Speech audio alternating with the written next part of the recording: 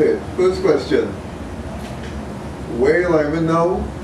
Where you're not lineman? And why you're not lineman? Where you're not lineman? And why you're lineman? Where you're lineman? I don't really lime anywhere, so that guess I can answer all those questions in one. For the most part, because of where I live, I don't have to go out to meet people. People fall in constantly. And but if I do choose to lime, I guess I would choose somewhere like here, Alice Yard, or if I had to go to somewhere like a more conventional, like a bar, I'd probably opt for the corner bar. I like it because it's like a spit and shine on Henry Street, bottom of Henry Street, but it's not. And it seems all-inclusive. I'm not really a lineman as such. Wherever a lineman most probably associated with a live performance or something of the sort. So I could say corner bar. It's normal on a Friday evening, or sometimes earlier on in the week, to go to the Brooklyn bar, the corner bar. Where I lime is the corner bar. And where I don't lime is anywhere else. Is there a brand philosophy behind corner bar or anything that kind of guided the design of the bar and how it exists? Yeah, we wanted to do something that was distinctively local, but at the same time had an international feel to it, was cosmopolitan, and that would stand up on its own anywhere in the world. We feel confident that you can take that place and drop it in any other developing country, any other developed country, and would still, retain its relevance. I've heard it described as the modern Brooklyn bar. One man's pretentious is somebody else's down to it. What kind of crowd do you attract in corner bar? Well, part of our design philosophy is that we wanted to create a place that lacked pretense, that was accessible, that was inclusive rather than exclusive, and that was open to people from all walks of life, because I have friends and associates from all walks of life. So we attract a very diverse crowd. The core of our business is really the black working class, but we try to attract as diverse a crowd as possible, across race lines, across regional lines, we get quite a few creatives, for want of a better word, coming into the place, So I think that we have a very diverse demographic, So it's you said working class, it's not middle class? Well, yeah, middle class, aspirational working class, and people who have a good job, they're stable, they have a couple dollars in their pocket, but they want to do something nice, they want to go somewhere nice, they want to, drink a fancy drink, impress the girl, whoever it is, so that is primarily the type of traffic that we attract. Because we had an interesting discussion here a couple of weeks ago with Robert Young, who was really insistent that he was middle class. So we realized that we have in Trinidad people are very anxious around the term middle class.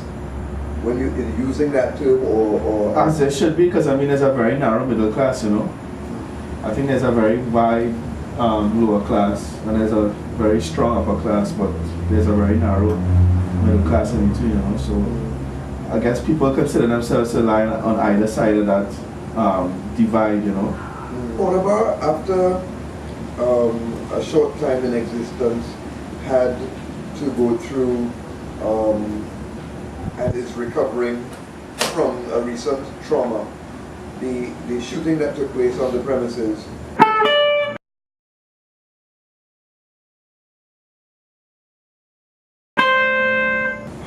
How did you all go through that? You, your people, even your customers, clients, and do you think that the recovery process is complete? I don't think that the recovery process will ever be complete, because every day you go there, you're aware of, you're aware of the fact that, a 24-year-old got shot and killed there, you don't really ever recover from that. You don't ever really forget about that, you know. We live in a country where people you know, pretend to forget easily, but that's not necessarily the case. It's a taint, it's a stain, you know, and the unfortunate thing about the incident solely from a business standpoint is that we were in a growth process at the time. It's not that we were around for 2-3 years, you know. This was 4 months, 4-5 months into operation, you know. So we were still in the process of building a clientele and building a brand and building a regular traffic and that kind of thing, you know. And then something like that happened. So from a business standpoint, it was crippling, and we still continue to recover from that, you know. I think that one of the unfortunate things for us from a business standpoint again is that we never were able to really achieve maximum capacity, you know, and maximum diversity in terms of the type of programs that we wanted to run, the type of clientele that we wanted to drive in on a regular basis, that kind of thing. From a moral standpoint, I don't think you ever recover from seeing, you know, you know, one of your peers lying dead on the sidewalk, you know. Is a kind of blow my situation, you know. You sit there in shock till 4 in the morning, and then they tell you to go back in, and then you're hosing on blood for the next 2 weeks or so. So I don't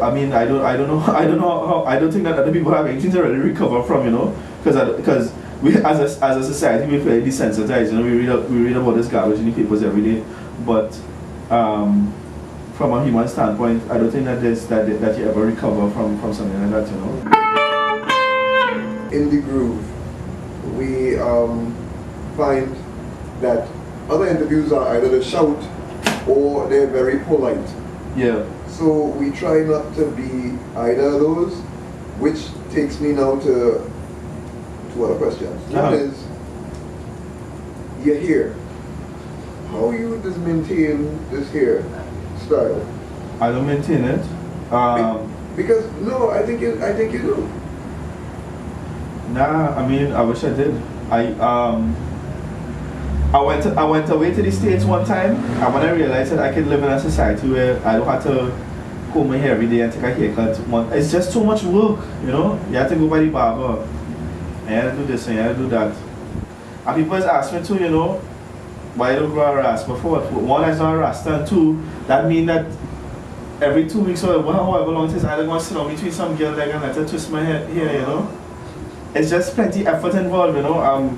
So, I mean, I'd have a really good reason to take a haircut, I guess. If I had to, I would, you know. Like if I had to go out and get a real job and, you know, push my shirt in my pants and put on a tie and go and work in the bank and, you know, check hundreds, I would do it, you know. But thankfully, I've never had to, you know. But what is your daily hair care regimen? What you must do something, because it doesn't sink in. Like when you sleep, you fluff it. Do you get up and fluff it? No, you get up and you go and do what you have to do. You go about your business. Because it always maintains this kind of basic shape. Yeah. I don't know. Just luck, I guess. It's amazing. Yeah. I think you need to start marketing some hair products down the corner bar.